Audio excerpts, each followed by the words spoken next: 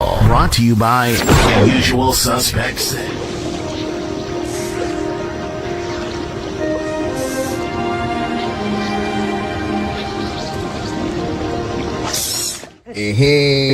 It's the Find a Boxer game, and we looking for the big fish.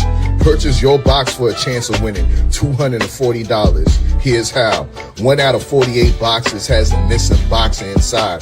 Purchase your box or boxes by Cash Apping, $ usual 50/50. Include your box number, name, and email address, and your box number will be sent to you ASAP.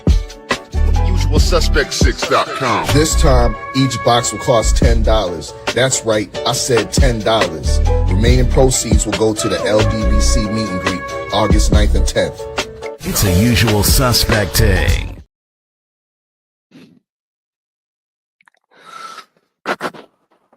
What's good? What's good, child? It's your boy. How you doing, Coach? How you doing? I got my boy, Coach Ron. How's it going? Mo City in the building. How y'all doing tonight, man? What's up, Five? What's up, Coach Roy? What's up, Mo City? How's it going? How y'all doing? Man, what's up, man? And Five, you don't understand. That's my big bro. That's Unc, man. He like family, man. Yes, sir. Yes, sir. Yes, sir, man. This is another episode of Trill Thursday. We back on Thursday, man. Appreciate to everybody that's gonna tune in and watch this show. Be sure to smash the like button and subscribe. I got two of my words can't even explain, man. I got two of the Houston GOATs in the building when it comes to boxing. You know, I really admire these two gentlemen right here that's on the panel with me today. Very, very, knowledgeable in the sport. Very, very hands-on. Coach Ron is one of the gems in the city of Houston, literally, and my man behind the hands TV. I mean, he is the voice of Houston boxing. You know what I'm saying? Y'all be sure to go check him out, man. But without further ado, man, Coach Ron, man, introduce yourself, man, and let the people know who you is and what you got going, man. All right, thanks a lot for having me on your show. My name is Ron Sims. I've been in this is my 41st year in the sport of boxing. I started while I was in the Air Force in San Antonio, Texas. I represented the Air Force and then moved on and represented the United States USA Boxing on the international level. Been around, a lot of the top guys that made it. As a matter of fact, Raul Marquez, that's from Houston. He was one of my teammates. I just saw him today. After I finished boxing, I immediately became a coach for the Air Force team. Then from the Air Force team, I went to the Marine side of the house and coached the Marines with Jamel Herring. Then I went to India and coached over there for 5 years. And I'm still in contact with a couple of my boxers from India, and we're making that professional move.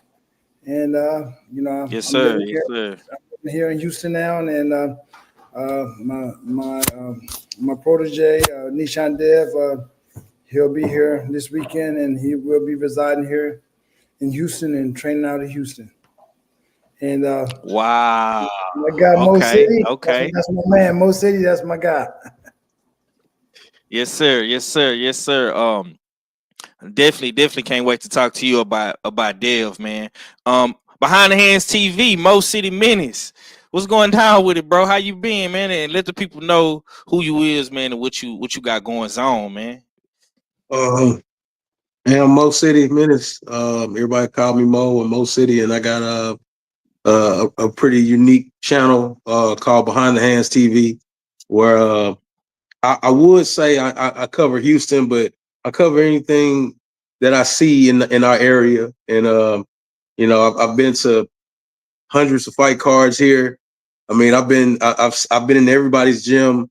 I've got a chance to visit with a lot of the up and coming guys, and I get a chance to get a firsthand conversation, a firsthand look at a lot of their training, and I get a chance to be around people like Coach Ron here, and just the wealth of knowledge that he possessed. And man, Right. I'm just a dude that overly like boxing. I don't got no grand intro like Ron. You know, Ron is a beast when it comes to this boxing. You know, he coached and all that. Hey, I don't coach. I only fight charges in court. You know Yeah. what I'm saying? I don't do no fighting. But yeah, man, I just be in the gym and I'll be around a lot of fighters and a lot of coaches and a lot of boxing. Yeah, for sure, man. Hey, man, when it comes to anything going on in the city, man, my boy Mo City got his hands in it, like for real, for real. And like I say, I look forward to covering boxing with my boy. He definitely tapped in.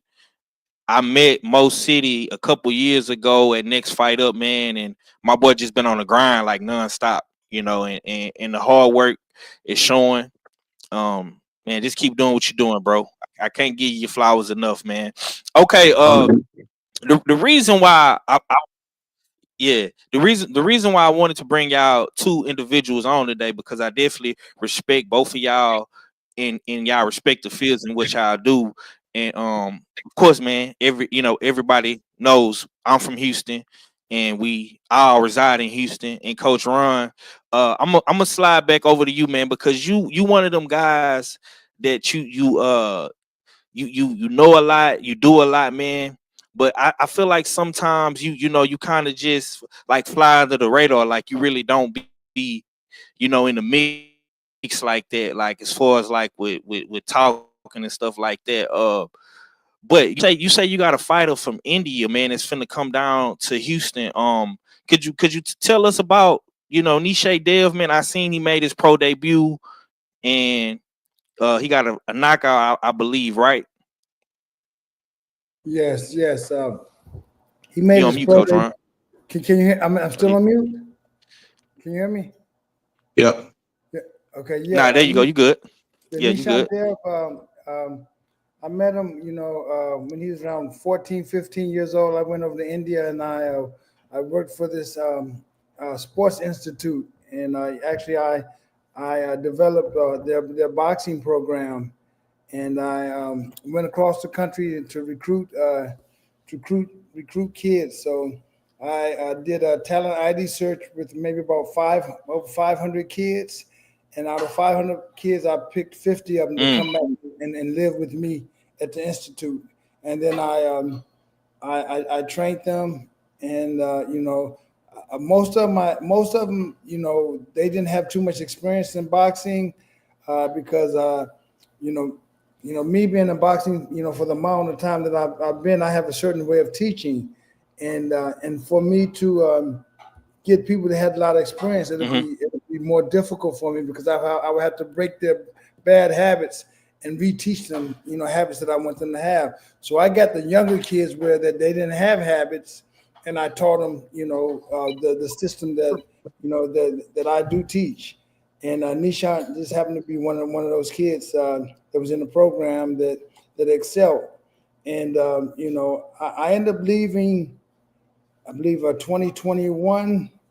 Yeah, in 2021 I left, and he wanted to go to the Olympics, and he ended up going to the Olympics in 2024, the 2024 Mm-hmm. Olympics.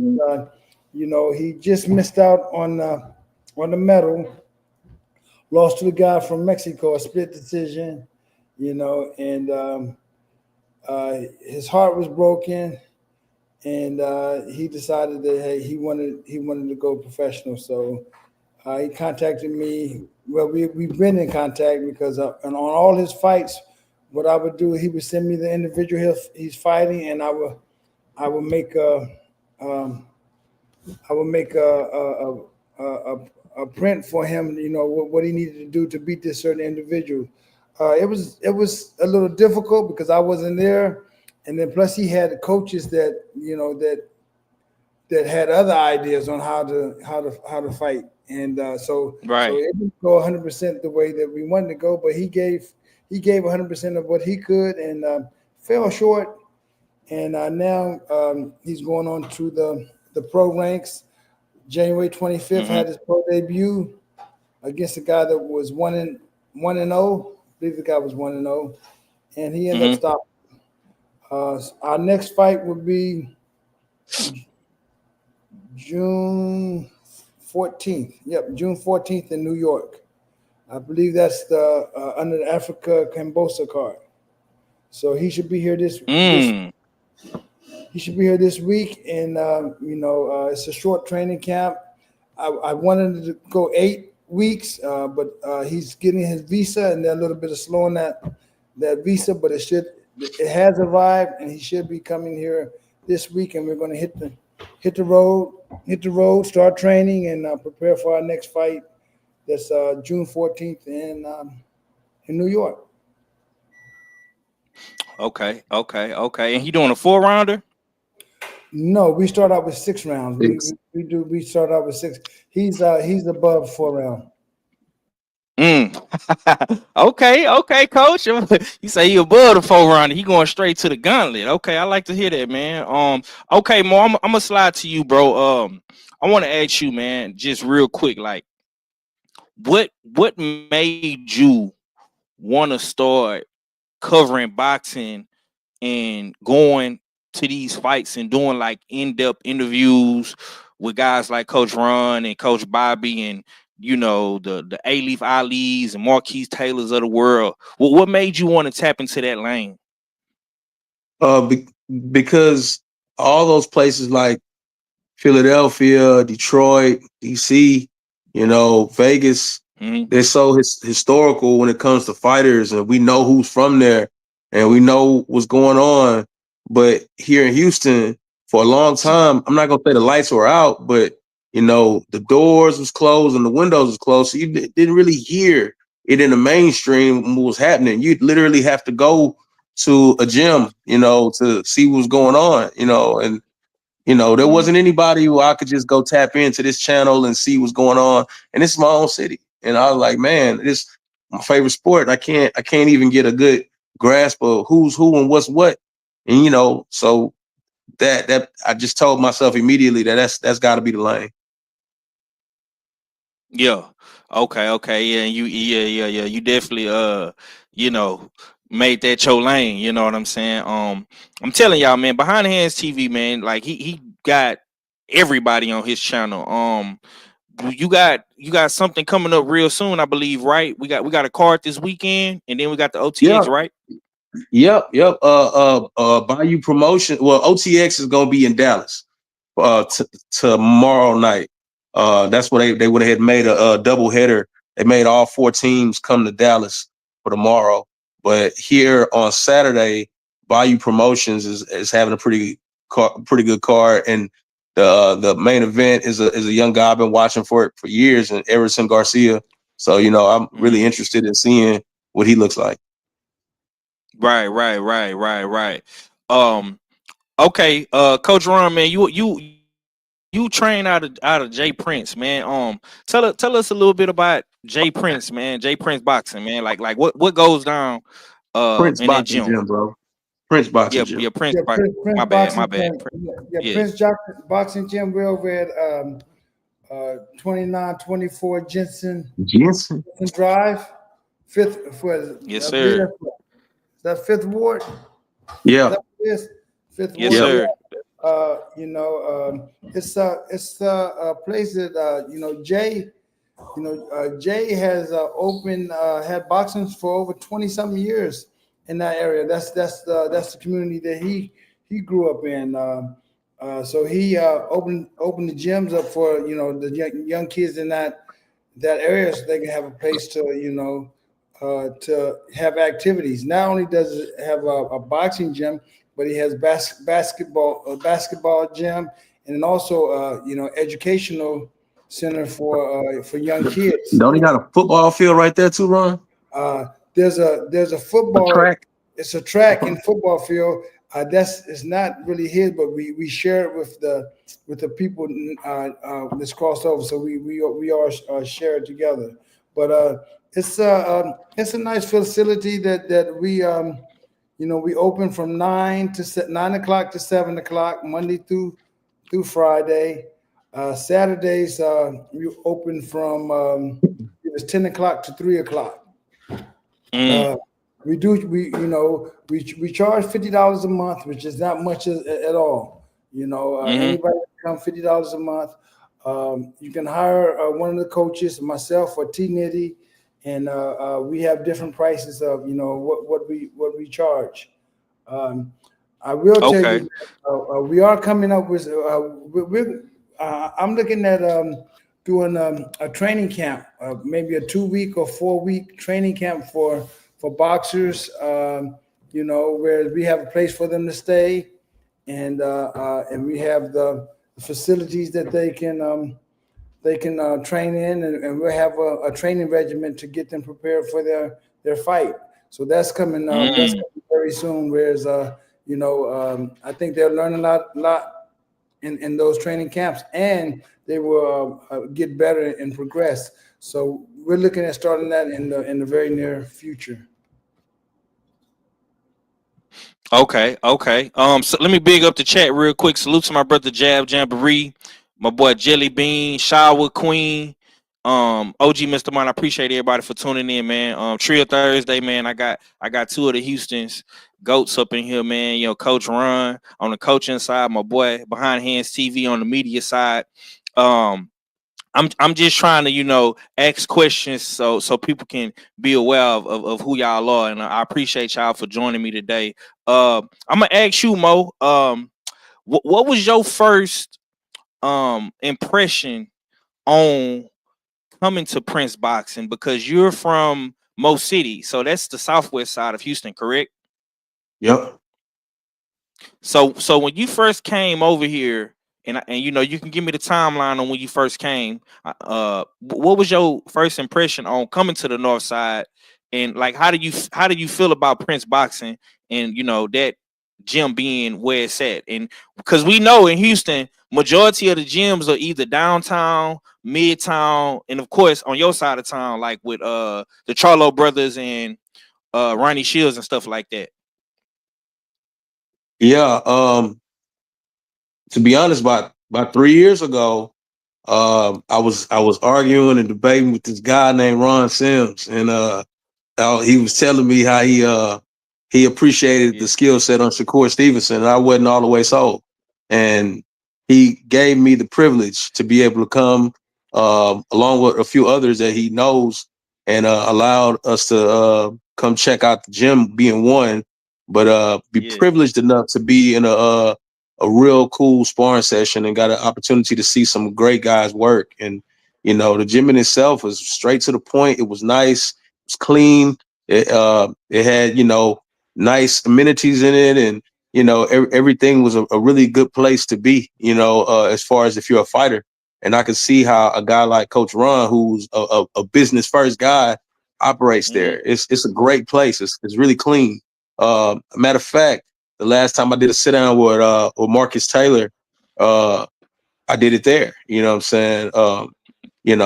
Just the gym in itself. I think about a year or so ago, Coach Ron allowed me to come in there and check out Santana Draper, and I Mm. had no idea that he was that good or developing like that. If it wasn't for Coach Ron, I probably wouldn't have known of him and to that capacity.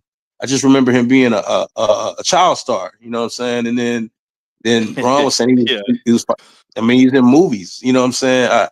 Right. wasn't I Right. wasn't thinking that, but then I got a chance to go watch him work, and in this prestigious gym in this nice place. And man, it was cool. And got a chance to see some other guys that I know from elsewhere as well. But the gym in itself is a really, really cool place. And then there are times where they have fight cards with a lot of their guys on it. In the past, they've done a media day there, you know what I'm saying? To where that's right up somebody like my alley, so Mm-hmm. and I guess I'm gonna speak from the side that I'm on. I can't speak for the coach and anything, but as far as for what we do, Five, I mean, I can't be more appreciative to be that in the mix and have a gym that opened and welcoming to allow us to come in there and check it out. I don't know what the stigma is or what people think, but it was really good, and people like Ron and T Nitty, they business first guys. So it's not no lollygagging and all that. It's cool. It's about business in there, man. And I really appreciate it. As somebody who just love boxing. Yeah. Okay. Now, Coach Ron, I got to piggyback off what Mo said. He said he wasn't a believer of Shakur Stevenson, and I know you train a lot with Shakur. I know Shakur is your guy. What motivated you to bring Mo in so he could see the type of work y'all do, and you really wanted him to see what Shakur was? Well, That well, wasn't the plan, bro. It was exactly. not. It was Yeah. not the plan. Yeah, It actually, just so happened. It Yeah, just so happened like that. I ain't gonna. I hate to cut you off, Coach Ron, but I gotta say it.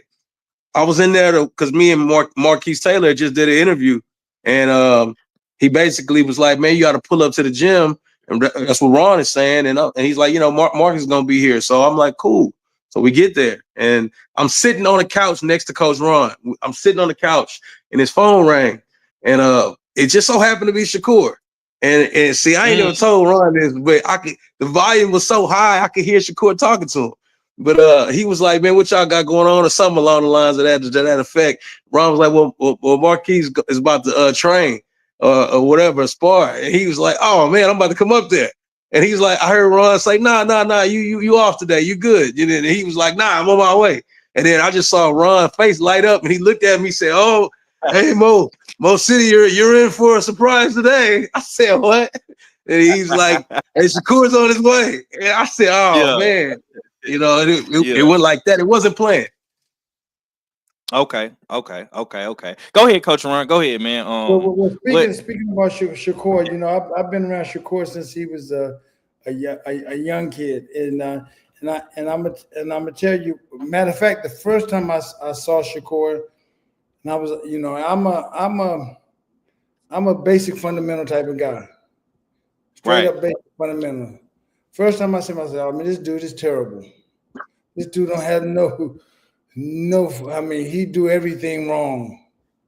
That's the way that's what I saw. But then I really, I learned from that, because you have some people, that don't do the fundamental, but they do everything and everything works for them. Okay? And it's once in the blue moon. You'll see somebody that they do something, and it's not the typical way you do things, but they're outstanding. And you like, and so it makes me, sometimes it makes me go back and say, okay, well, guess what? I can't just be a stickler straight for it, because guess what? That's not for the one way is not the way for everyone. Okay, so right off the back, that's what I noticed. But one thing I did notice about this kid is, no matter where he was, guess what? He's boxing. No matter what, no matter what, no matter where he is, he's boxing. I'm like, man, this kid, he can't. Every time I see him, he's not in the gym. We walking somewhere, going. Like, guess what? He's seeing, he's visioning stuff. And I'm like, man, this little kid, that's all he got. And then, as far as work ethic, it's like, he's the type of guy, you tell him to run, he's not going to ask you how far must I run. He would just go. And guess what? He's got to come in first. He's got to come in first. No matter what, he's got to come in first. No matter what, if we're picking pennies, guess what? He's got to come in first. We're playing cards. He's got to come in first. He hates to lose. Okay, and then I noticed that God gave this kid a radar. A radar. I mean, I used to box, and I would hold the mitts. Matter of fact, no, I would have some gloves on. He would have gloves on. And I would have like a double body pad on. And I'm chasing that, and I'm trying to hit him.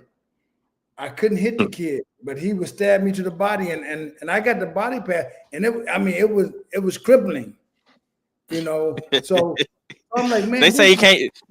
They say he ain't got no power though, Coach. That's what they be saying. Yeah, that's what they say. But guess what?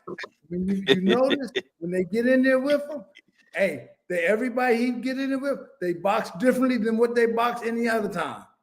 I'm telling you, because when you tell you, I'm telling you, the body punch that he threw, and I, I wish he threw more body punches because I'm telling you, it's crippling. It's very crippling. That's straight body shot. But and I'm looking, I'm like, man, okay, so this is what really blew my mind. He had went over to Lithuania. no, it wasn't Lithuania. It was started for B. I thought but for the world championships.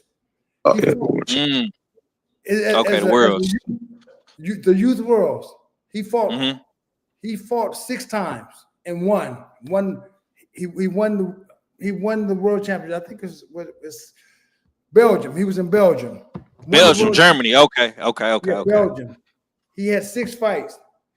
This kid jumps on a plane, flies to New Jersey.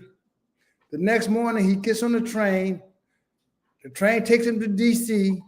I pick him up at the train station, Union Station, take him to the gym, go lose weight, and then he goes fighting the Golden Gloves. And I was like, this kid is crazy. He just got through winning a world championship, flew all the way across the world, lost a couple of pounds, weighed in to fighting the Golden Gloves. I'm like, okay, I boxed before. I would not, after I finish the international trip, it's time for me to take a break. Right. Especially if I win it, Yeah. So this kid had a different, this is a young kid, 15, Right. 16 years old. His mentality is just totally, and I've never seen anybody like that. So I'm like, this kid is something.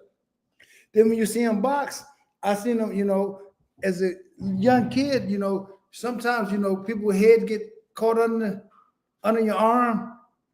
This kid don't quit boxing. The kid head, next you know, I'm watching, I'm in the corner, this guy hold the guy and he throws behind his back and hits the guy square on the nose. And I'm like, this kid is something else. This dude he's different. And people, they don't see it yet.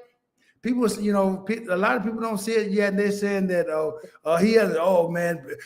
he's supposed to be this, he's supposed to be that, but De Los Santos and all this. But I'm telling you, ask his peers if they're honest about it. Ask his peers. Okay, you got Terrence Crawford that talks about him. You got Andre Ward that talks about him from the get-go. And neither one of them have changed their opinion about him. Okay, neither one of them. Okay, now you have, you may have some competitors. They may say some negative thing, but they would not get in the ring with him. Actually, they've already been in the ring with him in sparring, but they would not fight him. And it's great to see that William Zepeda is getting in the ring with him. I believe July 21st, and I think it's July the 12th or something like that. July 12th. Yes, sir. July 12th. Yeah, yes, William Zepeda. Now, I think this is what my perception is, that once they fight, people are going to say William Zepeda is not all that. That's what they're going to say. Yeah. Okay. I'm gonna ask you, Mo. I'm gonna slide back to you, man. We had a lot of boxing debates in the past about Tank and Shakur and Devin Haney and stuff like that. Now you got a lot of insight on what's going on in these gyms. How do you feel when people say Shakur is a runner, he's a track star, he don't, his hands won't hold up, he's scared of Tank, he's scared of this guy and all that. How do you feel about that, bro? One thing I got from going to a lot of different gyms, and I don't want anybody to think I have any insight of what's going on in Shakur's camp. I'm not gonna do that. I don't know. But as far as just everywhere I go, I see hungry guys, man, and I see guys willing to give their arm to be in the spot. You know what I'm saying? And one thing I don't see is people scared of each other. You know what I'm saying? I don't see that. You know, I don't even see people like really breathe scared, energy. You know what I'm saying? I think in that situation with him, I don't think he's a runner. He said something pretty sharp the other day when he did an interview, and he said, so if Pernell Whitaker lived in this era, they would say he ran, or he was avoiding punches, and I gotta agree with that. And if we look at Pernell, his era, nobody's gonna say that, Mhm. And then in addition to that, a lot of guys I've sat down with and had interviews with, I strategically asked that as a question. I mean, I've sat down with Giovanni Marquez, Quentin Randall, Troy Isley, Carlos Nava, a lot of the fighters that I've talked to, Troy Nash, somebody recently who I sat down and talked to, and I asked all these guys, have they ever been in the ring with a Shakur Stevenson? And a majority of them have. I mean, almost all of them, and they all say it's almost like an enigma or a hard to solve puzzle, or they speak on how sharp he is, or how smart he is, or how observant he is, or how good he can see stuff. And people in the gyms revere him so much. And then as far as on YouTube channels and things of that nature, you hear people try to sing a different tune. Now, me myself, I'm gonna go off of what the guys in the ring. I listened to what Mustafa said about Shakur about a few weeks back. I don't know if you saw that, but he said he don't have anybody beating him in boxing at that weight. And it's a reason why educated people and very skilled fighters have so much reverence to what he do. You know what I'm saying? I think it's a little bit beyond the scareds and the avoiding people. That can't be true. You just heard Coach Ron tell you a kid went to Germany and beat a bunch of guys in a row and came back and went somewhere else in New York to fight another. Come on, bro. That's not. You can't pick your opponent. And look, bro, I don't think anybody's scared for real. Now other guys, I think they may make business decisions. You know what I'm saying? Where that might not be smart for our business. If we go in there, we're not gonna look the way we normally look because this kid gonna make us look like this. I think I heard pit bulls and people say that. We're not gonna look the way we're supposed to look if we fight them. And I hear that more from the fighters than he ain't good. I mean that's surface layer children talk. When you're talking for real with adults in boxing, ain't nobody scared. No, and all of that nonsense. That stuff is a facade. But as far as what I see with him, I see. Look, I wasn't a believer until Ron allowed me to come to the gym, and that wasn't even the plan. I'm a complete believer in what that kid does, for real. I mean, you ask me because I'm in the gym. I'll tell you, I won't put names on it. But that day, I watched him spar middleweight, and stood right in front of him. A real bangy middleweight that's tough. I watched him get cut by somebody. I watched Ron tighten up his cut, and Ron probably don't even want me to say this. Ron was like, yep, it's over. That's enough. And Shakur was like, nah, I'm going back in there. So the scared stuff and he weak stuff, that none of that's real, bro. None of that's real. I've seen it in person. That's a tough kid, man. And he's highly skilled.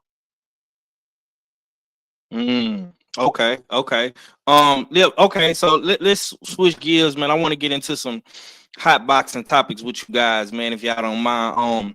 So this weekend, we do have in the UK, we got Conor Ben and Chris Eubank Jr.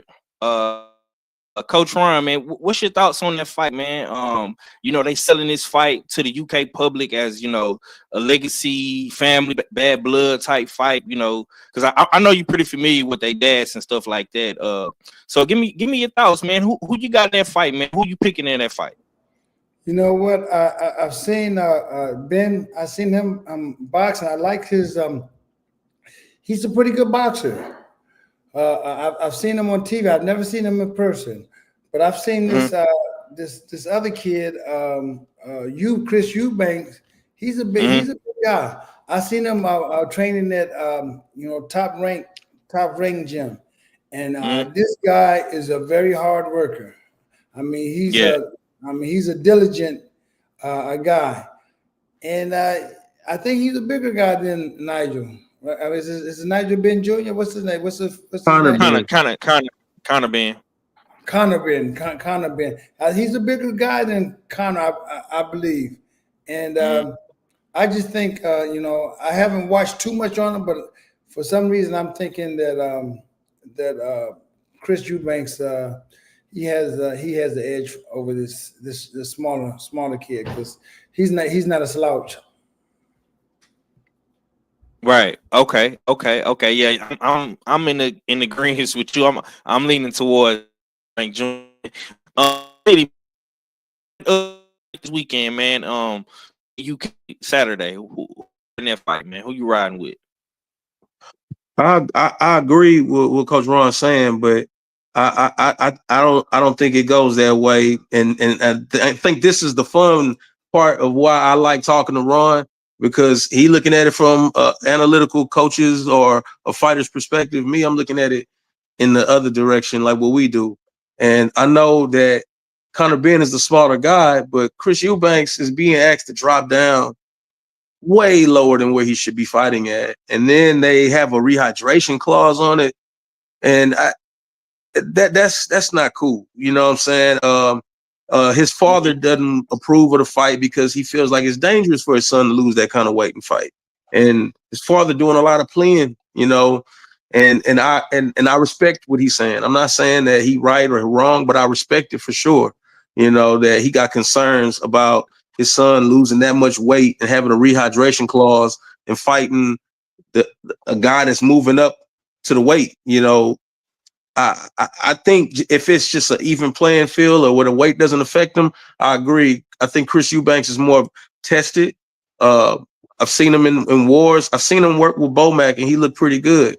You know what I'm saying? But my thing is, with his age, being an older guy and then having to drop weight and then sustain it, I think that could pose a problem.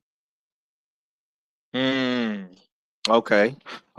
I definitely see what you're saying. It's a lot of controversy in this fight, man, between the weight, the rehydration clause, the back and forth between the families.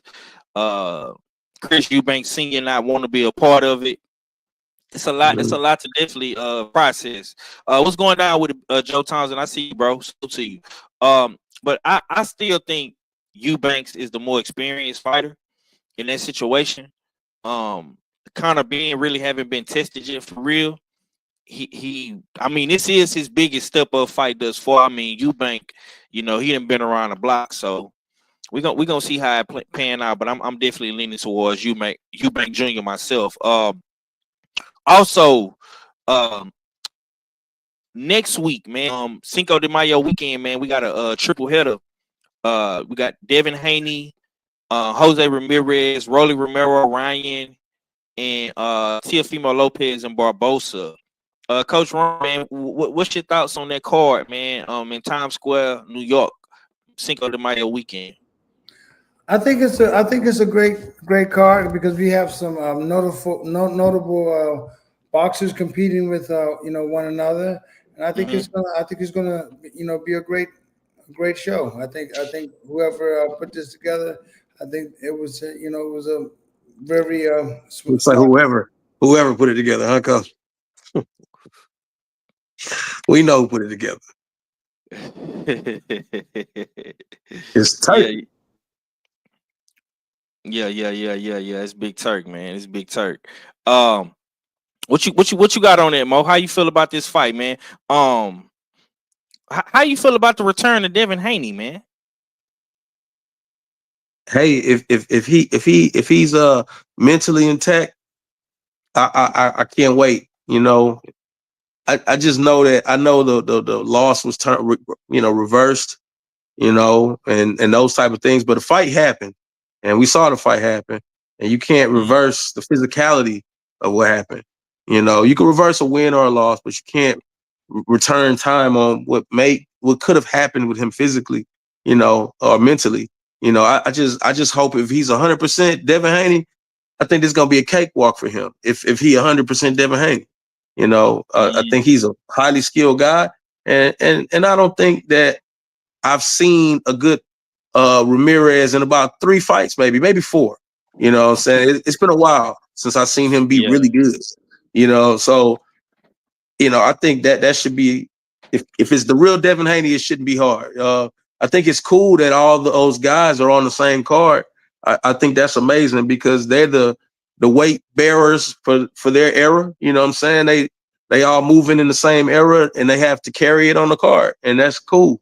And I think that definitely brings out a lot of people to watch it. If not physically, but more so tuning in. But I think Teofimo should beat Barbosa.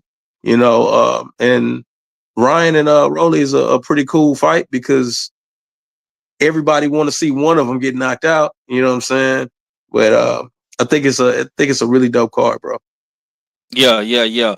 Coach Ron, you was in Atlantic City for the Boost Ennis card, wasn't you? Yes, I was there. Okay. Talk to me about that card, man. You was actually there live and you got to see Boost Ennis, and I believe you were in the corner with Shakur's little cousin, man, Moses. Like Quinn. Zay Moses. Zay Quinn. Quinn. Zay Quinn, yeah. Yes. Tell me a little bit about Zay Quinn, man.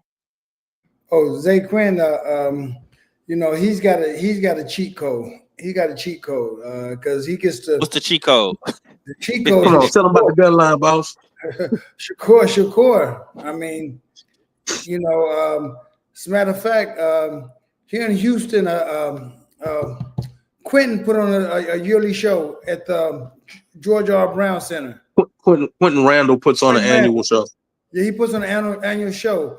I remember the year Zay Quinn, he had won the belt there, and Shakur was there, and Shakur said, "Hey, go ahead, grab your belt. Let's go. We're going to the gym." And I'm like, "Come on, Shakur, let this guy just won the belt. Let him get some time off. No, we're going to the gym." And they got some rounds in the gym. So Shakur is pushing them and showing them things and teaching them things. And I was just talking to Shakur, yesterday. Because Shakur talked, they talk about him and Bud sparring, and somebody asked me, "Hey, do Bud? Do you think Bud really goes hard with you, or he just be messing around?" And Shakur, nah, he goes hard with me. The reason he goes hard because he don't want to be embarrassed.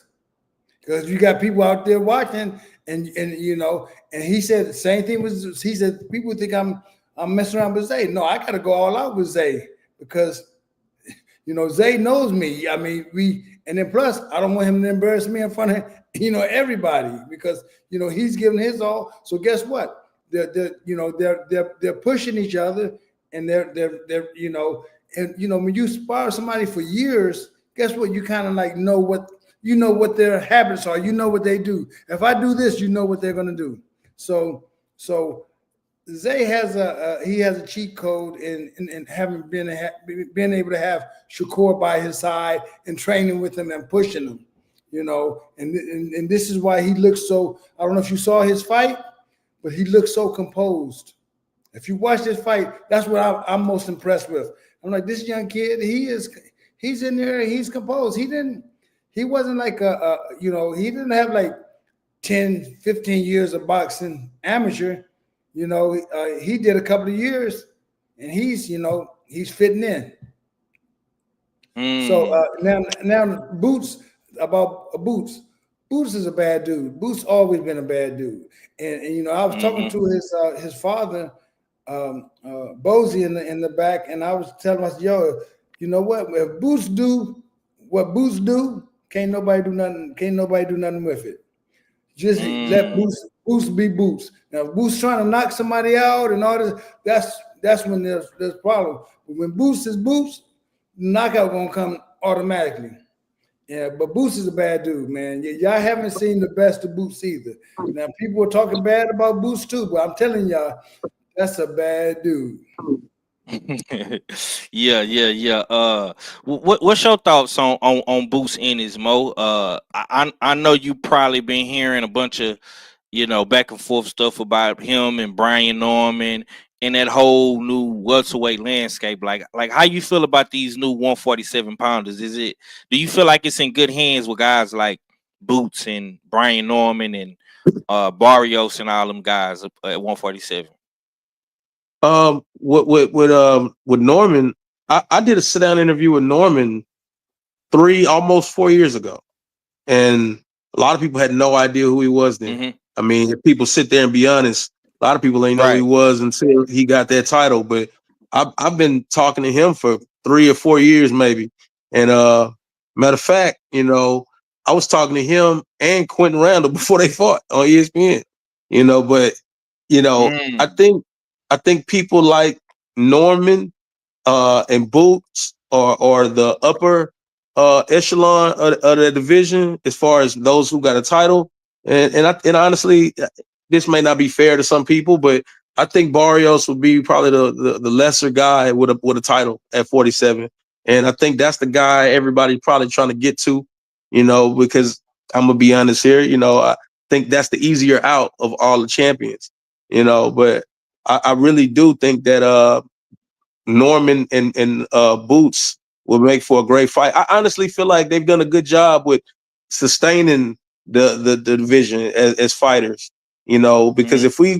if we have them for at least another year, you got guys like Ryan around there, Devin creeping around there, and now we have a whole litany of different combinations of fights with the Yeah. younger guys coming into 47 as well. So the amount of time that it would take somebody to unify all those titles, by that point, somebody out of that class, whether it be T.O., Ryan, Devin, somebody out of that group should be challenging Boots or Norman for all those belts. And that'd be fun to see. So I think the welterweight division is in good hands.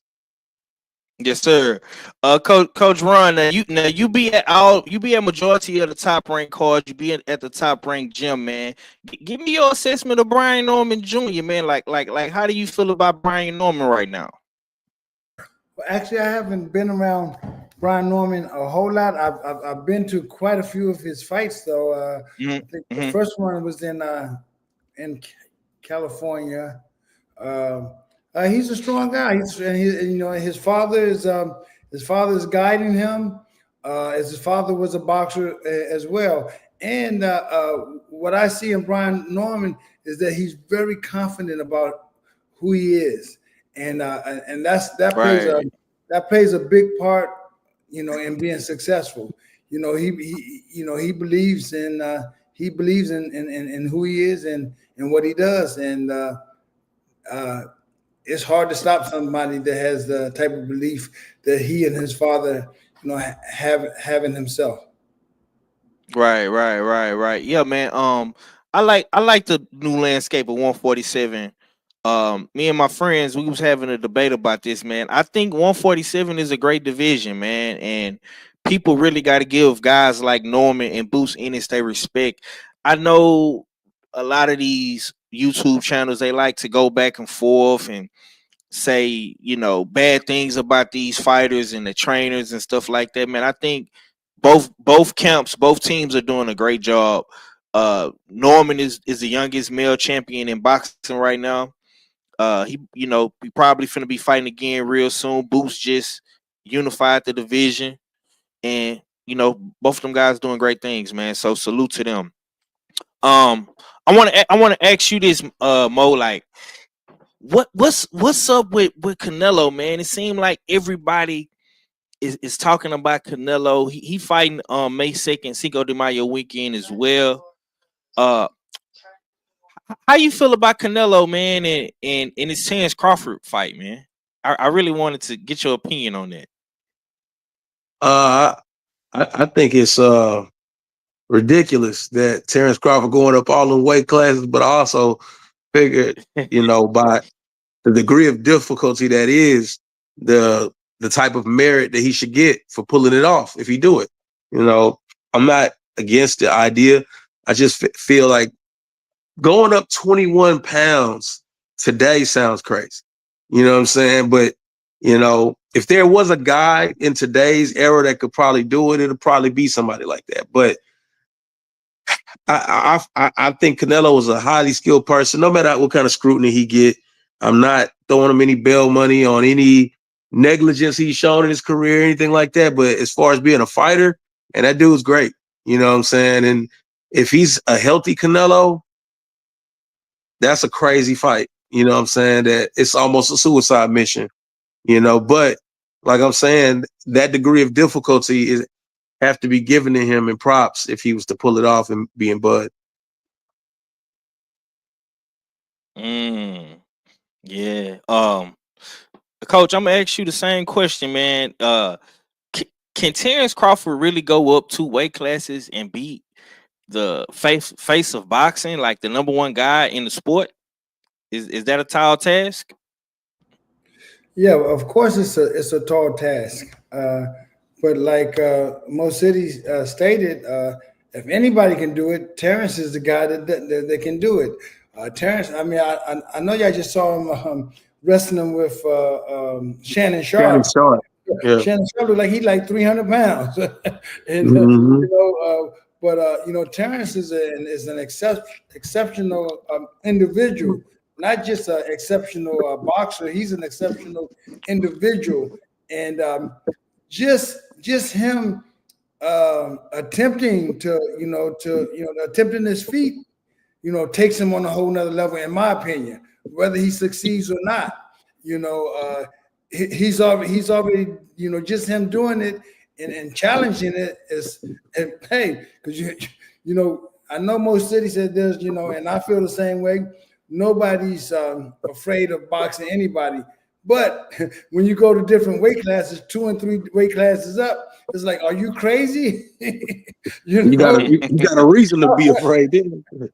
You know, but this is what, you know, I know it's a lot of money in it, but guess what? I don't think, you know, Terrence is only doing it for the money. He's doing it for the money, but he's also doing it for legacy. So if he does win, guess what? You got to put him up there with the greatest that's ever done it. Yeah. You absolutely right, man. You absolutely right. Yeah, man, it's definitely a tall task, and you absolutely right, Coach Ron. I think with Crawford, his biggest thing, and my biggest thing, and maybe you can correct me if I'm wrong on this, Coach. I'm just worried about the punch resistance. Like, can he take a punch from Canelo? Because my guy in Mel Charlo, when he got hit flush, Coach, he couldn't take that punch. And Mo, you seen that too. Like I ain't never seen Charlo take no knee to nobody. And we all know what Mel is. Like, you know, he in the city too. So, you know, I that's my biggest thing. I know Crawford got the skill set. He got the heart, he got the technique, he got a great team behind him with Bo Mack and you know, the whole B&B boxing team. Coach Red, I know Coach Red, that's your guy, Coach Ron. You know what I'm saying? He got a great team. I'm just worried about that punch resistant, Coach.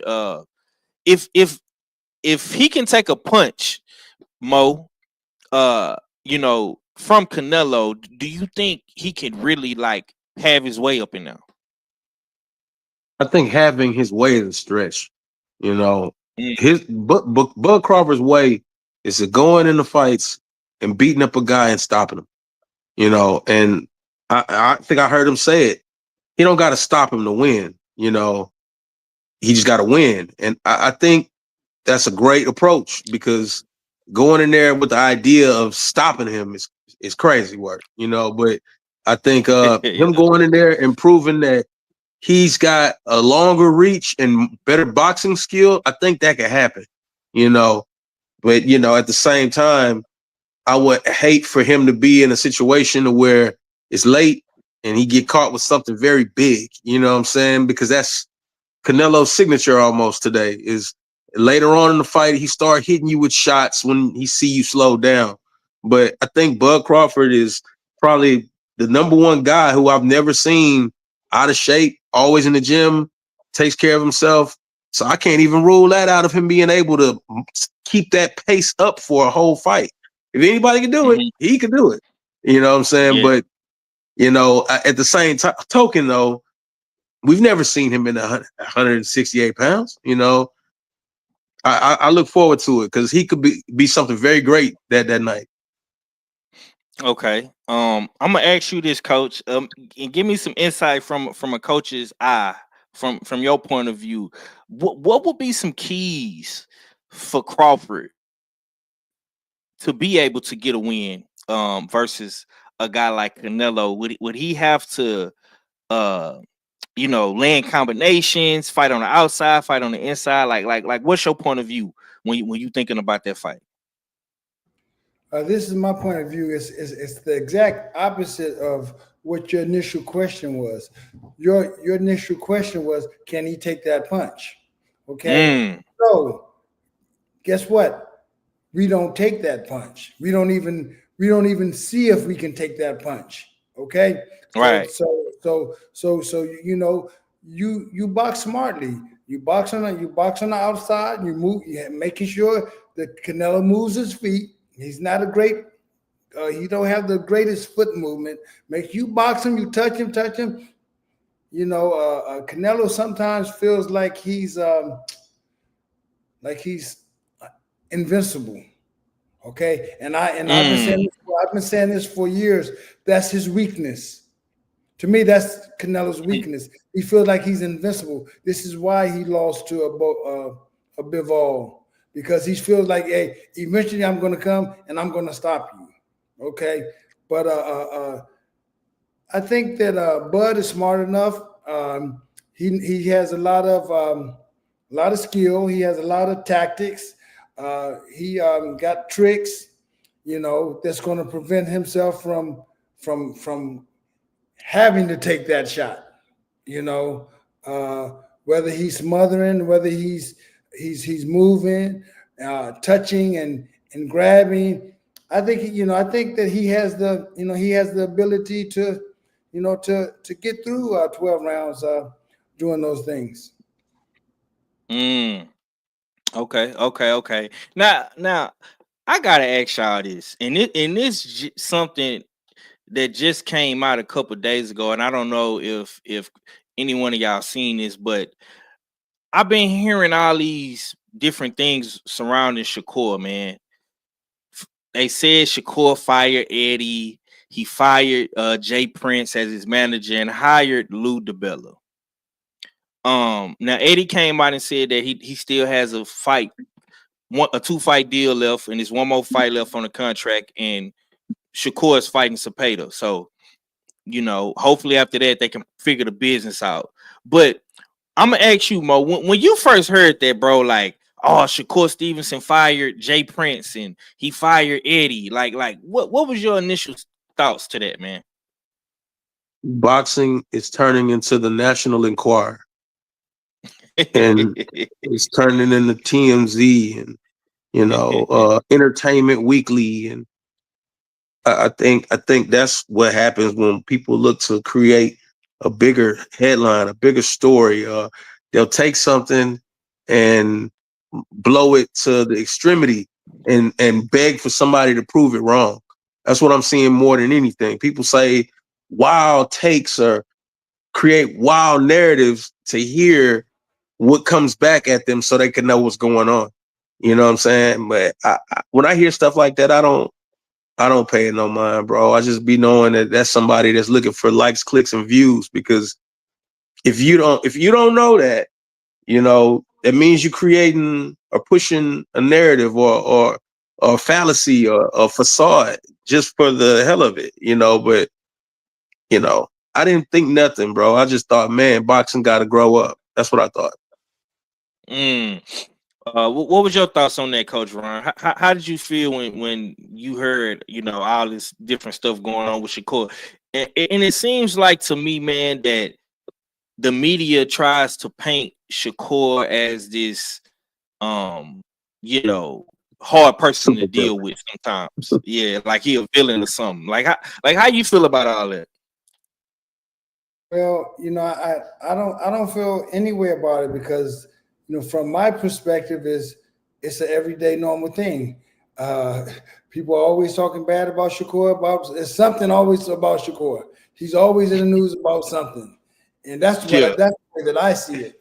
And guess what? I don't even pay attention to it. Okay, well, hey, if that's people have a negative view of Shakur. Guess what? I'm not here to change their mind, but and I have said this before. Mo City can let you know. I've said this. Guess what? In the beginning, they hated Muhammad Ali. In the beginning, they hated Floyd Mayweather. Some people Right. still kind of Floyd Mayweather. In the beginning, guess what? People didn't like watching Andre Ward fight. I'm telling you, people They get used to call him boring. whatever. And now, guess what? He's the greatest thing since. It's like people are very fickle, okay, and they're gonna say negative things and do. People are gonna be people.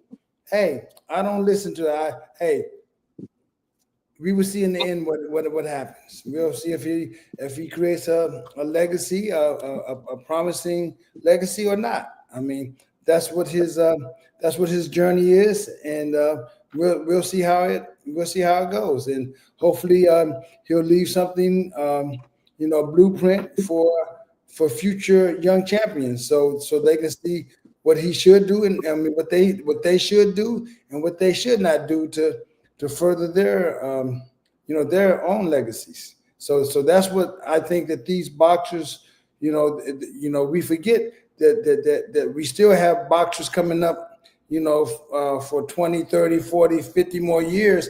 And, these boxers now are setting blueprints and things for, to inspire the younger boxers coming up. So that's the way that I look at it. Okay. I'm gonna change gears real quick, and before I do that, let me say this, man. Sometimes, man, y'all just be talking to be talking. Y'all just some of my people on YouTube, man. I know, and me and Mo can attest to this. We always want to, have these great titles, and we want to have these great videos and shows and whatnot, man. But sometimes y'all just talk to talk. You know what I'm saying? I know that Shakur isn't the most liked guy at 135, but he is one of the best. And it just is what it is until somebody beats him. If Cepeda beats him, then Cepeda will be the best. If Tank beats him, Tank will be the best. And go ahead, bro. I'm sorry. I'd be remiss if I didn't say this.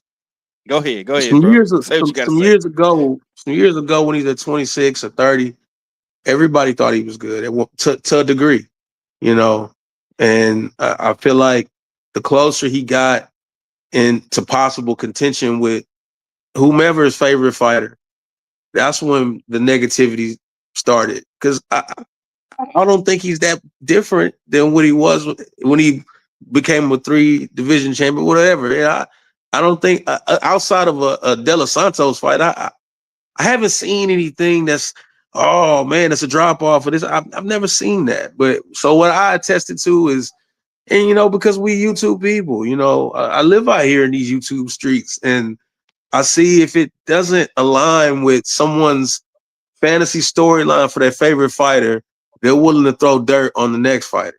That's irresponsible, as opposed to calling it down the middle or just giving a good take or your opinion. It's got to come with distortion and tearing somebody down to build another guy up. And I think as soon as we get off of that, it'd be great.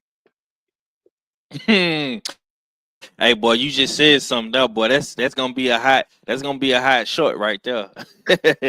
Yeah, man. Listen, man. I like all these guys, bro. Shakur is definitely one of my favorite fighters. There's no lie about that. I tell people that all the time. But I'm not mad when people critique him or whatever. But if you're gonna critique the guy, man, at least have some facts behind it, bro. Like, to me, when y'all was saying he fired his manager and he fired the guy and that guy, like, bro, come on, man. Like, the man is in a good fight. like he's finally getting the fight that we want to see. And the moment he gets the fight, it's a whole lot of BS surrounding it. Like, let's just appreciate him actually getting a good fight. But we're gonna get back into some more hot boxing topics. But I want to ask y'all this, and I want to kind of tap into y'all mind perspectives real quick. And I'm gonna start with you, Coach Ron. What are some of your goals in 2025 in boxing, and what do you want to see in boxing like in 2025? Okay, my personal goal in 2025 is to be able to be committed to Nishan Dev, and get him about four to five fights this year and win them all. Also, I have a young lady, Simran. She's a 20-year-old. I also had her as a young kid. Looking to turn her professional. We if anybody out there that's got any promotions or management, I got a young girl, 20 years old. She's very dedicated individual. Matter of fact, just sparred with Jenny Fuchs, world champion Jenny Fuchs today, and some pretty good sparring. Y'all know Jenny. Jenny brings it. I don't know if y'all watch her, but Jenny brings it. And Jenny's strong. She's talented. She's quick. She's strong, and that's who Simran has to step up and work with right now. But we're looking for her to also make a pro debut. Have another young boxer, Manisha.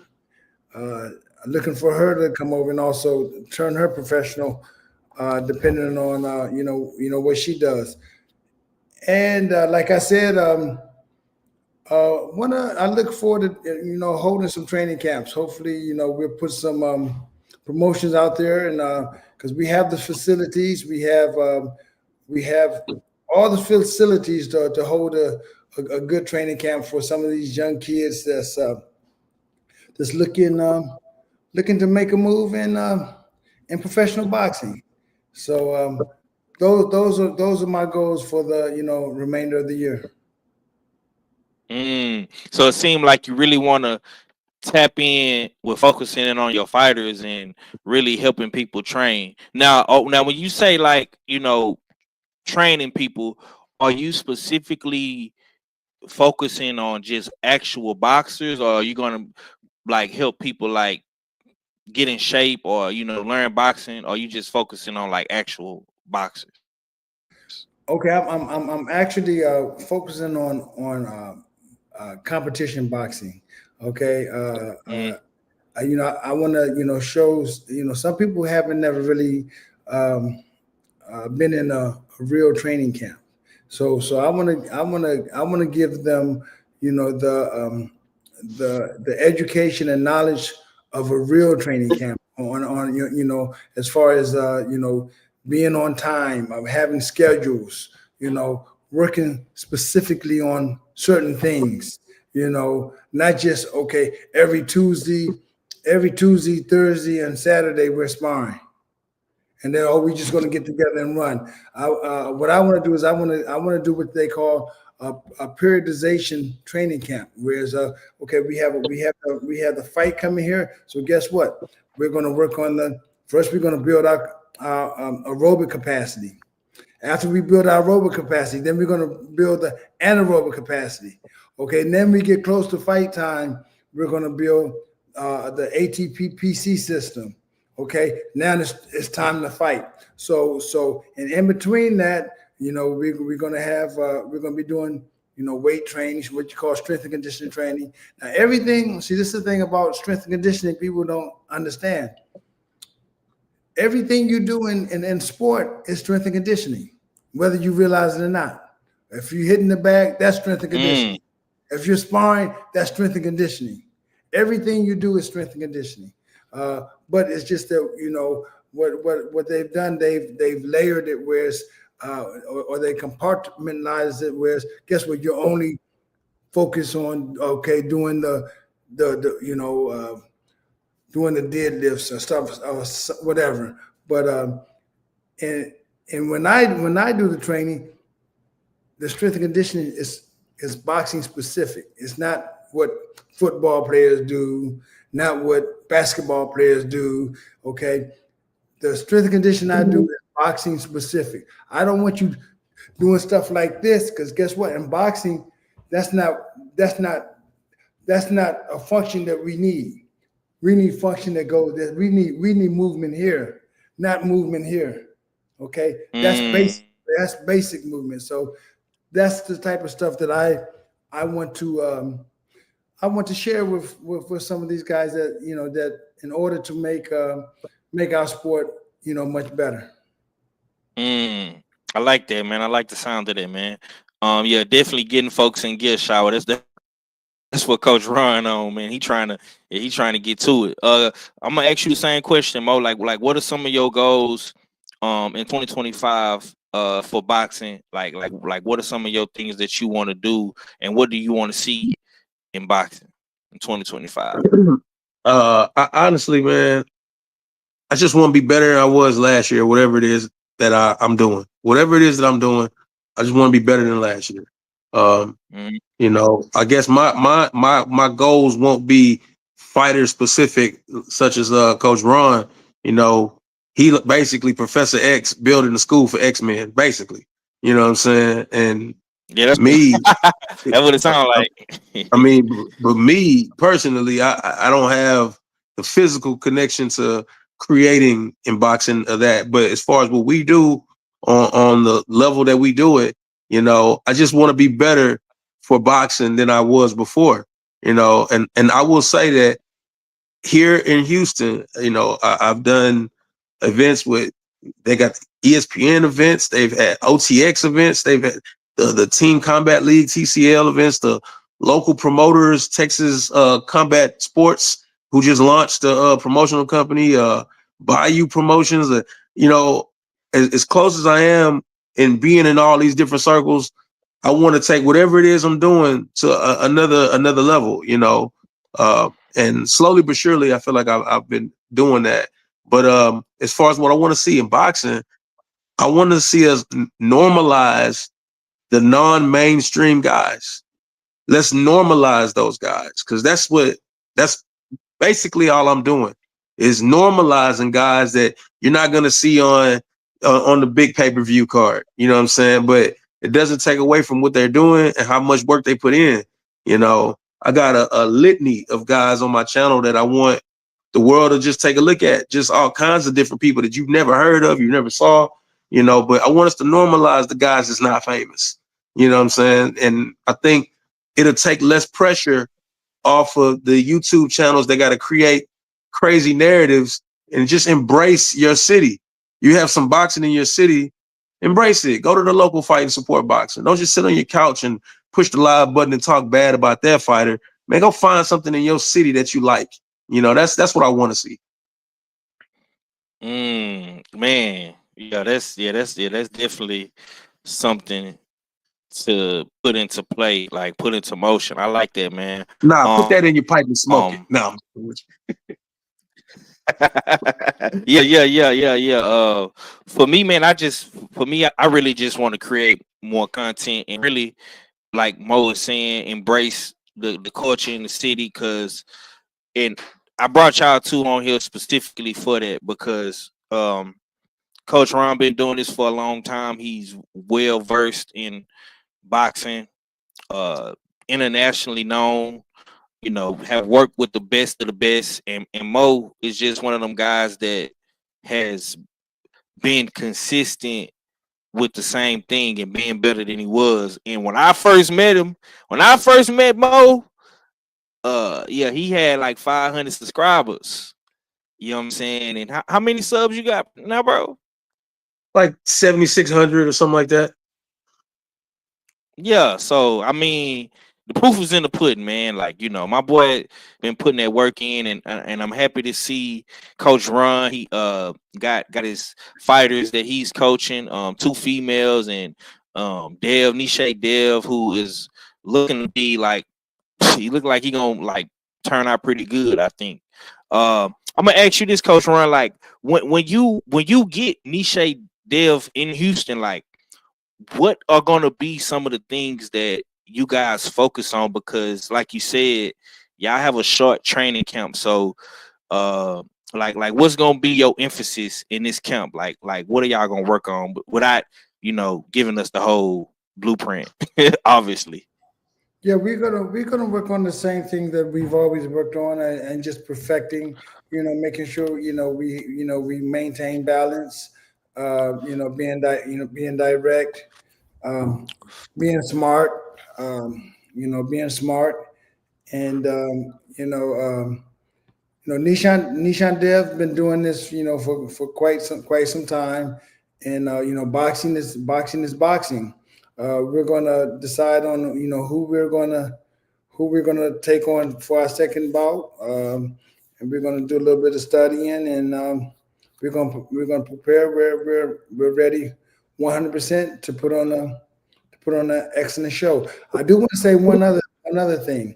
One thing that I instill with Nishan Dev is we call a mindset coach.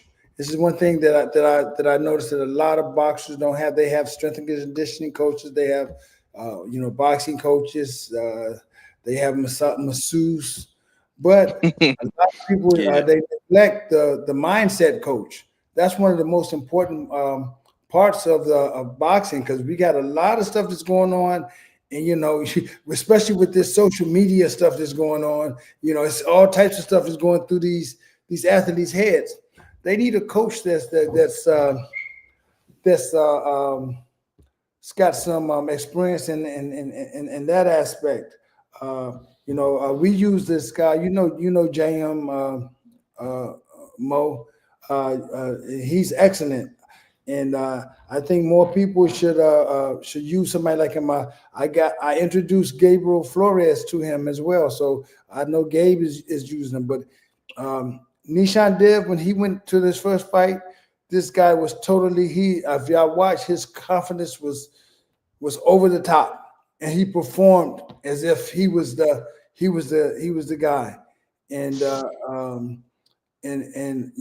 was happy to see that, and that's something that everybody wants. Now, I don't know if you've ever boxed before and gotten to a boxing ring, but hey, all types of stuff you can feel.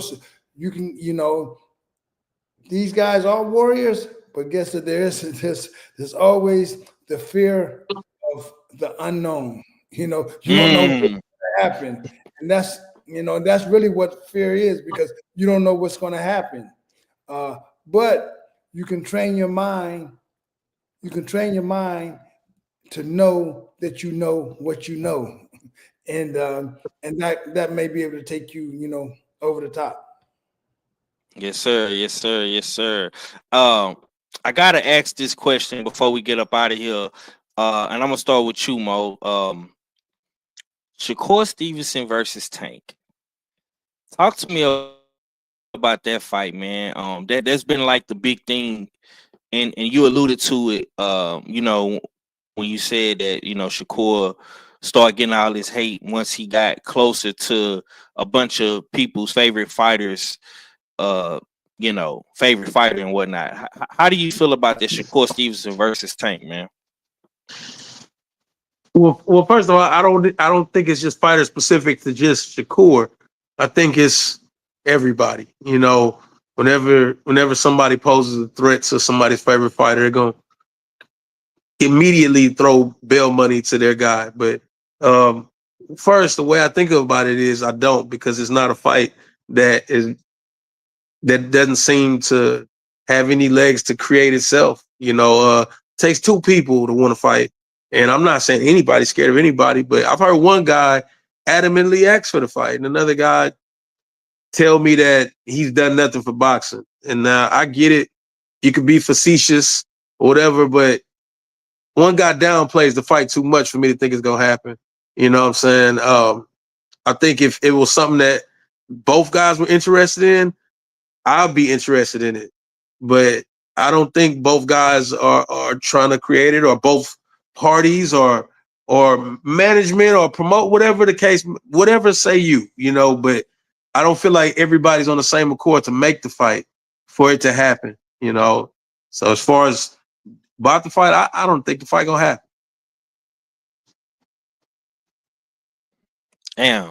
Damn, that's fucked up, man. Well, I try to think. That fight needs to happen. I try to think Coach, practically, bro. Try to think practically. That's all. Yeah. Nah, you're a practical guy. Yeah. You definitely strike me as a guy that live in reality. So I understand what you're saying. Coach Ron, how fight though, man? Tank and Shakur. How Yeah. I've had discussion with Shakur. Shakur thinks the fight is going to happen. He really thinks it's going to happen. I told Shakur it's not going to happen. But he really thinks he thinks it's going to happen. I don't think it's going to happen. And I'm gonna say something else. And they may surprise me. I don't think the Tank Roach second fight is going to happen. I don't. Why you say? Hold on. No, you just said something, Coach. Why you say that, Coach? Why you say that? I just don't think it's going to happen. I mean, hey, let's see if it happens. If it does happen, then hey, I'm wrong. Hey, but I don't think that's going to happen. I really don't. That's just from what I see. Oh, talk to me, man. Lamont Roach, Tank. Man. We seen what happened in the first fight, and like my sister just said in the chat, they did just postpone it. Was you surprised watching that Lamont Roach Tank fight? Wait. I want to point that out. Something's got to be scheduled to be postponed, right? Right. This fight wasn't scheduled. That I think those were possible dates that we heard and this and that. I know there's probably some agreement, but that fight ain't. What city were they fighting in? How much were the tickets? That wasn't happening yet. So the fight wasn't ever officially made to be postponed. Get what I'm saying? Mm-hmm. I don't think that it was postponed. It just hasn't been declared at all. You know what I'm saying? That's what I think. But first fight was phenomenal. I think Lamont Roach looked great, But as far as there being a second fight, I don't think the second fight gonna happen either. No, I thought Tank looked good too, though. I got hey, Tank looked good too. I thought both guys looked great. Yeah. I thought both guys looked great. I don't think anybody had a bad night. I don't think anybody had an off day. I don't think anybody was too distracted. I don't think any of that. I think they both look good, and Lamont got a chance to. Who won? Who you think won? They said it was a draw, bro. What you Who? No. Who you think won, bro? Who you think won?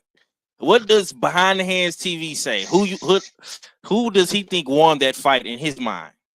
I think Lamont won. Oh, okay. Thank you, sir. Thank you, sir. That's all I wanted to hear. Coach Ron, who you think won that fight, Coach? I really want to hear what you got to say, man. Because have you seen anything like that before? A guy like calling a timeout and taking a knee. Have you ever seen anything like that? No, I think that what's the guy named Steve Willis? Steve Willis. Steve Willis, yeah. I think he made a blunder. I think that he kind of he hurt himself by doing that, because I think that in the future boxers they're gonna look and say, hey, we want Steve Willis to be the referee, and the box gonna say, nope, we don't want that guy as our referee. We saw what he did there, So he kind of hurt him. He hurt himself in that. He's a good referee though. I was surprised to see that. As we all saw, he took the knee, and the knee is a knockdown. And then he had somebody wipe his face, without the referee telling him to do it. That's an automatic disqualification. But he also turned his back on the ref during the count. Yeah, so But hey, Yeah. it is what it is. It is what it is, and people want to see it again. And some people thought Tank won, some people thought Roach won. Um, I just don't think it's going to happen again. I thought it was a good fight, but I really don't think it's going to happen again. Who won, Coach Ron? Tell us, man. Give us some $1 million worth of game for $3.99. Yeah. Yeah. I thought that Roach surprised everybody, and he pulled it off because the guy took the knee. I was surprised to see Tank take the knee, but I will say this, and I'm not bashing Tank. Okay, I'm not bashing Tank, but Tank has become like he has become like a LeBron and a Luca, and they complain a lot when something happens. I don't know if y'all see it, but it's like he's, I don't know what they call him, a diva or something. I don't know, but and I'm not talking bad about Tank, but that's what I see. I'm just telling the truth. Okay, when something goes wrong, he's got to talk about it. He's talking to the ref. Man, you're not. Why are you talking to the referee? You do your job. Look, that's a bad thing on LeBron. I love LeBron to death. You know, LeBron is my dude. But guess what? Right. Kobe wasn't like that. Kobe gonna handle things himself. You do something, he ain't gonna call the ref. He's gonna handle himself. But LeBron, he's crying. Luca does the same thing. I don't know if you see Luca, as good as Luca is. I'm a Lakers fan. But they, Yeah, I know you like the Lakers, yeah. But they cry for everything, man. It's like, come on, dude. You supposed to be the man. You handle it. Forget about the ref. You handle it. Somebody do something wrong. Guess what? Don't worry about the referee. I got it. I'm handling it. And that's how Tank used to be. But now he's what changed, Coach? Money. You a coach? Maybe the fame and the money, it changes you. Well, it changes some people. Some people let the money and they fight for money and fame, but then other people fight for money, fame, and legacy. They want to be the best. They want to fight the best. They want the challenge. And some people just want the money and the fame. So, and I don't know. Tank has to ask himself that is that what he's satisfied with, or does he want the legacy as well and beat the best? That's what I see. Man. Money and the fame definitely will change you, man. I'm not gonna lie, man. I've been saying this for the past couple of months, man. Lamont Roach beat that boy. It just is what it is. He beat him, bro. He beat him. I think that Lamont was a underdog, but he got the world in his hand right now, And I'm gonna be honest. If what y'all saying comes to fruition and it turns out to be true that this Tank Davis fight does not happen, I am looking to see Lamont Roach fight the winner of Shakur and Cepeda. That's just my personal opinion, because we know Shakur Stevenson, he has a date. He's fighting in July in New York. So we know that's happening. Now, as far as what Tank goes, I don't know.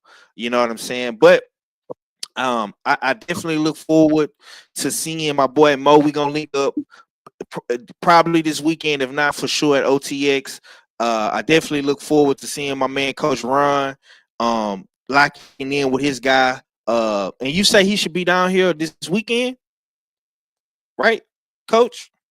Yes, he should be. He should be here this weekend. He should be this weekend, and we'll start our training camp and get ready to fight for the on the 14th of June. Okay, I definitely look forward to seeing him and meeting him and seeing y'all working, man.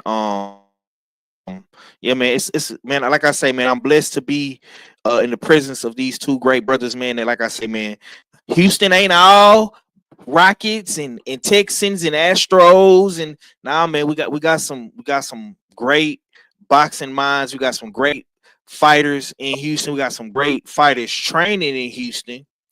And yeah, man, like I say, man, we piss excellence down here. You know, it is what it is. I'm gonna go ahead and say it, man.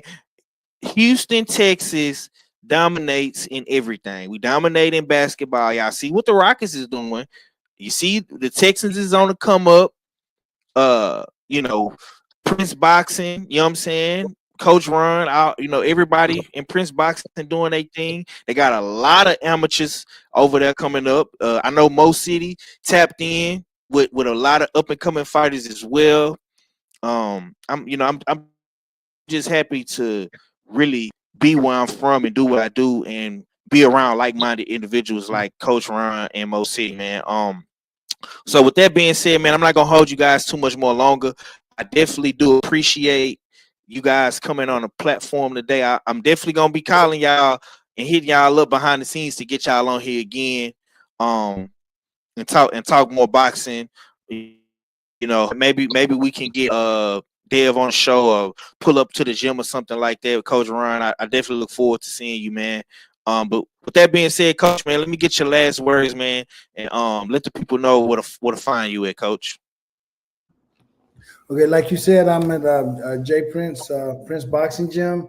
That's 2429 Jensen Drive. You know, if you need any help with anything concerning boxing, hey, I'm the man to see. You know, like Nitty say, we bring the smoke, we bring the heat. Sorry, we bring in the heat. Like I said, in the very near future, we're looking at holding training camps. You can hit me up on Tag Boxer 2. That's my IG handle, Tag Boxer 2. I also have a YouTube. That's the Rough Rider 63. You can look at some of my content there. And I just want to thank you for allowing me to be on your show. As a matter of fact, I was looking at we had a discussion not too long ago, you and I. Yeah. Yeah. about Africa. You remember that, huh? And I had to I had to step up and say, "Hey, hold up, man! This dude, hey, come on, man! Man. Y'all be hard. See what it is. Yeah. See what it is. See, I'm not so much hard on him, Coach. What it is, my homie is from New York, and I don't know if you remember him, but Ack Reacher, Jab Jamboree, he was in the chat earlier. He's from New York, so he was like overly, he was overly happy and excited, about Africa being the champion and bringing the belt back to the city. So, I had to mess with him a little bit, you know what I'm saying? But you did come for me, Coach. I'm not gonna lie, man. You stood in the pocket for your guy, and that's why I like you, Coach Ron, man. You a stand-up guy. And it's crazy that y'all fighting on the same card as Africa, and I'm gonna be watching. I'm gonna be looking for y'all, man. So y'all got my support, man. Nisha, Dev, and the rest of your stable, man. I'm definitely gonna be looking to see all your fighters, especially the women. I'm gonna be looking forward to seeing these women, man, because we definitely watch and cover the women as well. Me and Mo City. So I can't wait to see the women have they breakout, because Nisha Dev is already on the right track. You know what I'm saying? So salute to you for that, Coach. Mo, my guy, you know what I'm saying, the voice of the city, man. Let the people know what you got coming, man. You got some interviews coming, some more content dropping. Interviews coming this weekend. I know you got the Bayou City card this weekend, man. So let the people know what you got coming, bro. I want to say by Saturday or Sunday, I'll put out an interview with the main event fighter of the May 9th OTX card, which is Andreas Kasarakis, Cats. I'll put one out with him. Cats, he's headlining that card here in Houston, and I don't just push live and go live on this here. I pull up to their house. You know what I'm saying? But I'll go wherever they want us to go and chop it up. You know what I'm saying? So but we're gonna get together and chop it up. What'd you say, bro? Now I say you definitely will pull up. Yeah, for sure. I'll pull up. So we gonna link up this weekend. Um, so yeah, I keep up with the TCL Team Combat League. I just look forward to bringing more. Oh yeah, you can find me on IG, Mo City Menace, MENIS. Mm-hmm. My YouTube channel is Behind the Hands TV. I got a million different fights you never saw. You got a lot of man. When I say people don't realize when they be like, man, Five, you always posting. I'm like, bruh, I got to, man. Like it's a blueprint to this Houston shit that we doing, man. And my guy Mo, I say he got way more content than me. I'm talking. I just be on here talking. He got fights, like real fights. I'm talking boxing, Yeah, backyard boxing, yeah. I interviews. do Like the he got it I all. do I do the Yeah. I know Coach Ron don't like it, but I do the local underground boxing circuit. In addition to the pro thing, I I feel like I'm around a lot of different professional situations, and I meet a lot of guys that's boxing in a hood near you if you were in Houston, and sometimes I'm able to relay game back and forth to to the guy who's been there or got there to the guy who probably just looking for a way to get there, or hey man, you should go to that gym or whatever. It's a good little line, like an underground railroad game that I'm able to deliver from pro guys that I kick it with and talk to, and underground boxing guys that aspire to at least try. You know what I'm saying? But I put on cards with my partner, and we do some pretty unique fights where we match the guys in weight. They give them 16-ounce gloves, headgear, and we get them in the ring or whatnot, and let them do their thing for a minute and a half. But got a lot of that on my channel. But more specifically, pro fights. I have TCL fights, Team Combat League fights. It's just different assortment of different boxing things, just because boxing is not just the night. I don't get on my channel and talk about Ryan and Bud or this guy and that guy and he's ducking who. That's never been done on my channel. My channel is 100% boxing. There's no narratives or anything like that. You might meet or see somebody that you've never heard of that you might like his style and want to follow him. That's what I do. Mm-hmm. Not the storylines of who ducking who, because I feel like that's what makes boxing go down when we waste time trying to tear guys down. It's too good of a sport. You know what I'm saying? It's too entertaining. They ain't got to be famous. You know what I'm saying? Okay, I wanted to say one more Nah. thing. Mo City. Go ahead, Coach. I don't know if you guys know. Mo City's an artist. This guy, he makes masterpieces, and I don't know. I mean, I'm amazed at some of the stuff that he's got two pieces that he's gifted to me, and I'm amazed at how. I mean, it's something else. It's on a whole nother level. I don't know if y'all know this, but this guy is more than what you see right here. Also, I want to thank you, Mo City, for you did a little piece when I was working with Melissa. That's I'm working with. Oh, there you. He does stuff like that. It's crazy. Yeah. He does things like that. Yeah. But he did a post. You did a post with me working with Melissa. That's I don't know if y'all know Melissa Odessa Parker. I'm also working with her now, and she's going to be fighting very soon. Not only in the TCL, but she's going to have a fight and looking to try to look for a major belt in the very near future. Appreciate you. Yeah, salute to Mo City Art, man, and salute to you as well, Coach, man. Like I said, I'm definitely looking forward to seeing the females, make their way and do their thing as well. I'm definitely gonna have y'all on again. You know what I'm saying? So be looking to hear from me. You know what I'm saying? I'm not gonna bother you, Coach Ron. while you in training. You know what I'm saying? I'm gonna hit you up behind the scenes, but I'm not gonna be bothering you because I know you want to lock in with Dev. But I'm definitely gonna be bothering Mo City Menace. He already know that. So be on the lookout. Yes, Shower. I'm gonna send you Coach Ron's Instagram so you can go follow him on IG on Instagram. I'm gonna send it to you, so just be on the lookout It's for my Tag Boxer 2. It's easy. yeah. Coach Ron IG is Yeah. tag you're it, Tag Boxer 2. That's his IG. Yeah, I'm gonna shoot it to you, Shower. Don't worry about it. But on that note, man, it's been another good episode of Trio Thursday, man, featuring Behind the Hands TV and Coach Ron. I hope y'all liked it, enjoyed it. I know a lot of other people might have been live, so what I'm gonna do, I'm gonna chop the show up and I'm gonna put the clips up, and y'all will see it all over social media. So Hey, five. Let me give you one more clip since we're getting ready to go. Coach Ron, can you please tell the audience, what you think about a fighter and his coach's loyalty? I know you have a thing on that, real quick. Hey, this is a short 5. About the loyalty between a fighter and a coach. Oh yeah, you definitely have to have loyalty. I don't know.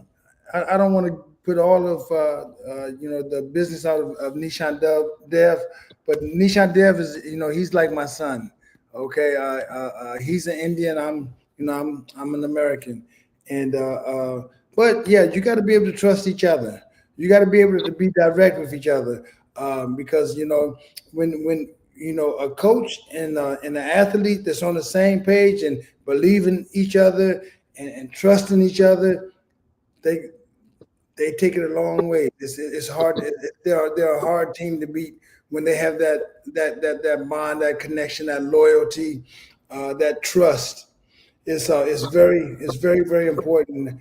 It's a very, very important in the relationship with the coach and the athlete. And thanks a lot, Mo City.